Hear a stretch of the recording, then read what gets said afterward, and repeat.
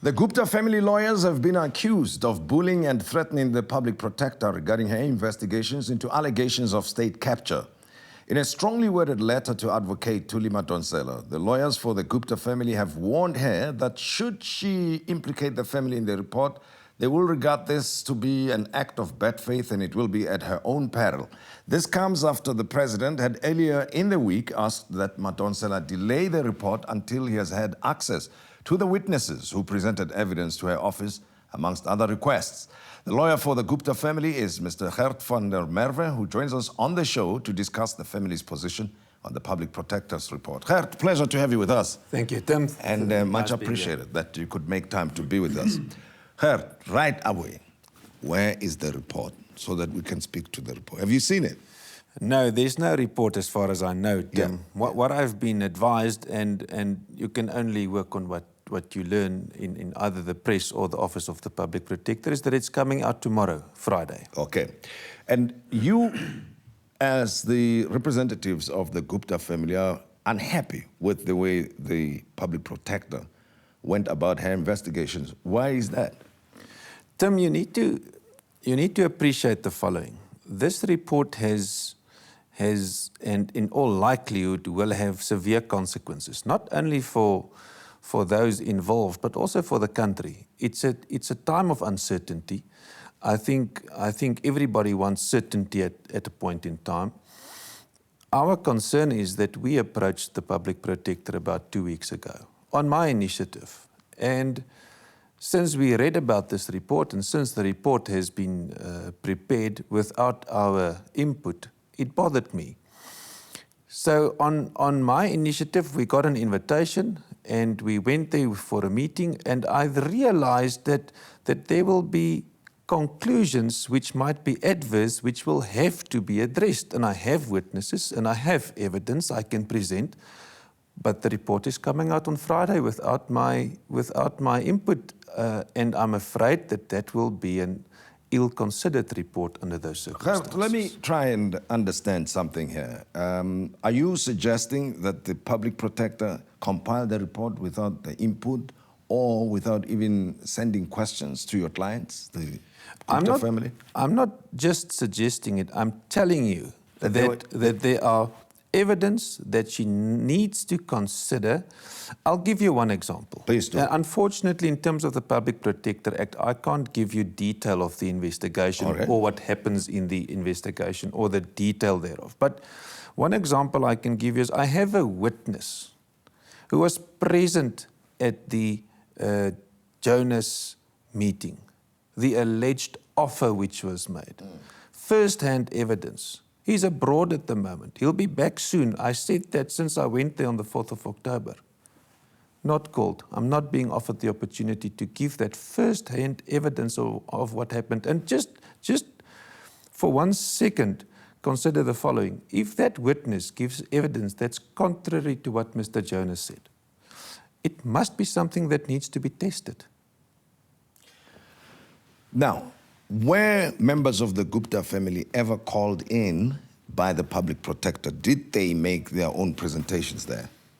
Interesting, Tim, is that not one of the 3 brothers was called in. It was on my advice that we approached the Office of the Public Protector, and we persisted with our view that we must go there and give a version. And no subpoena was issued for either of the brothers. I can tell you that I had recently had access to the evidence which was given by some of the other witnesses. In my view, totally flawed and questionable. I need to put questions to those witnesses. I've not been afforded the opportunity despite the fact that I've asked. And I'm not saying this to criticize. I'm saying this, and I'm doing this in a loud cry before the report comes out to say that it's not going to serve the public, it's not going to serve the taxpayer, it's not going to serve justice if a report comes out just because you're in a hurry. But here's the point. The report or the investigation was started in March of this year by the Public Protector following reports in the media and the outcry and the criticism, and over a period of time it's become a political matter now. It's in the public domain, and the Guptas, your clients, are seen as people who are at the center of this state capture. And you are saying that they've not been called in, and allegations have been leveled against them without them being given a right of reply. Indeed, that's what I'm saying. And you see, my concern is this, Tim. Again, one example. We went there on the 4th of October without a subpoena, not being prepared. Despite that, Mr. A.J. Gupta, the eldest of the brothers, said, "Swear me in, I'll give evidence." You ask without any preparation. Kept us there for 5 hours. We completed that portion of the investigation. We left with an agreement that certain documents will be exchanged. Until now, I've not been finished with the transcript of that same meeting. It's now 9 days later. Report is coming out tomorrow. What is the thrust of the accusation against your clients? Well, the interesting thing, Tim, again, is you must appreciate that there are these wild, sweeping allegations of state capture. I'm of the view that there should be a definition of what that is.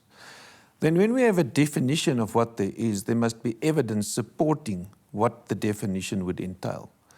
On that, I need to give my version. And on that, I need to test the evidence that's there. And it's not a wish list I'm mentioning here. It's an entitlement of a witness who's adversely implicated. The Public Protector Act says, Section 7, says clearly, when the Public Protector realizes that there might be adverse conclusions in a report against a person, she shall, not may or will consider, she shall give that person the opportunity to give his version, and in a later portion of the Act, it says that person will be entitled to question other witnesses through her. Did you have sight of the report? And because somewhere when you wrote to the Public Protector, you say it is at her own peril, and then you suspect that there is a predetermined outcome that she wants to achieve. What do you mean about that? I've never accused the Public Protector of bias. I will not do so. I have, and I've said this on record, I have all the respect in the world for the officers of the Public Protector, and I support the investigation. And if that was not true, why would I, out of my own initiative, go with a member of the family and unprepared tender evidence under oath that can at any given point be held against you? My concern is that we need to have a proper report before it goes out.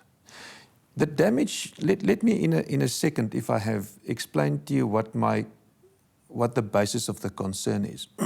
If a report comes out that's not duly considered and questionable, whether it adversely affects my client or not, the point is the truth must be served. What happens if it doesn't? There will be an application for review in the High Court. An application can take a year, it can take 2 years. What uncertainty will you sit with, not only in government, but in the public domain? What will citizens say about the extra 1.5 million rand that was given by Treasury to do this investigation? If the application for review is successful, that report is set aside. Where's the money going to come from for the next investigation? How will politicians deal with this? So the point is, why rush a report? Have you got a sense of how many people appeared before the Public Protector to make all these allegations? You mentioned one specific instance, right, yes, of the Deputy Minister of Finance, and you say there's a witness who would testify to the contrary of what he alleges, the Deputy Minister. But I suppose from the Public Protector's Office point of view, they might say, you know, you're concerned about one instance. We've got 15, 20, 10, whatever number of witnesses, and they corroborate the evidence. And on that basis, we're satisfied with what we have. That would have been a good argument, Tim, if it was not only one example which I gave you. Yeah. I gave you one example of a witness to one incident. On that particular incident, and this is another example, there was only one witness called, as far as I know. And I have a copy of the transcript of that evidence. And the evidence is of such a nature that I think it's questionable. But the point remains, I've heard that on all the issues, apparently 23 odd witnesses appeared. That's what I heard. Whether it's accurate or not, I can't tell you. But what I can tell you is I have a few witnesses I'd like to present with a specific version. And I need the public protector to consider this. I want to go back to the earlier comment you made at the start of this interview. You say the report, if it's published and you hear that it's likely to be published Friday, may have adverse consequences not only for your clients, but for the country as well. You're suggesting that. What do you mean by that? I simply mean that a lot of people put their faith in the office of the public protector. A lot of people hope that whatever the report brings out will bring finality to the allegations of inter alia state capture. I'm sitting here today telling you that before that report comes out, if it comes out without due consideration of all the facts, that report will become the subject of litigation, and you know what happens then. No one is certain. But in terms of the country, because, you know, litigation would regard it as something that occurs in civil cases and so on, and may not have any political implications. You know, people go through that, big companies go through that anyway, as a matter of course. But how do you ask for the execution of the remedial proposals the public protector will make if there's a court application barring that? Of course, an application for review, you must appreciate that if, and this is another example, if the report comes out and it says, I have proof of state capture under the following circumstances, my proposal to remedy is to get rid of person A, B, and C in the following position. You can't execute that if there's a pending application for review. It's going to keep the whole process for another 2 years, whilst I say, just investigate and bring it out as soon as you heard all the evidence. It's going to save time. As matters stand and we are concluding this interview, what do you think? Is it going to serve the public's interest? The concerns have been there about state capture, and it means the government is compromised. Is it going to help us understand whether the government is compromised by your clients or not? I think an ill-considered report will only contribute to confusion. That's what I say. What I further say is it won't take long to get a proper report out. Just give me the opportunity to give evidence. And I say this subject to the fact that I went to the public protector on our initiative. We were not called there. And I have a version, and I need that version to be heard. Gert, thank you. Thank you, Tim. Much appreciated. Well, that's the view, as you heard, the lawyer representing the Gupta family saying that the report by the public protector may be filled with inaccuracies and will not have served its purpose if the version of his clients is not included in that report. So we shall await the report, and if it comes out, we'll make up our minds.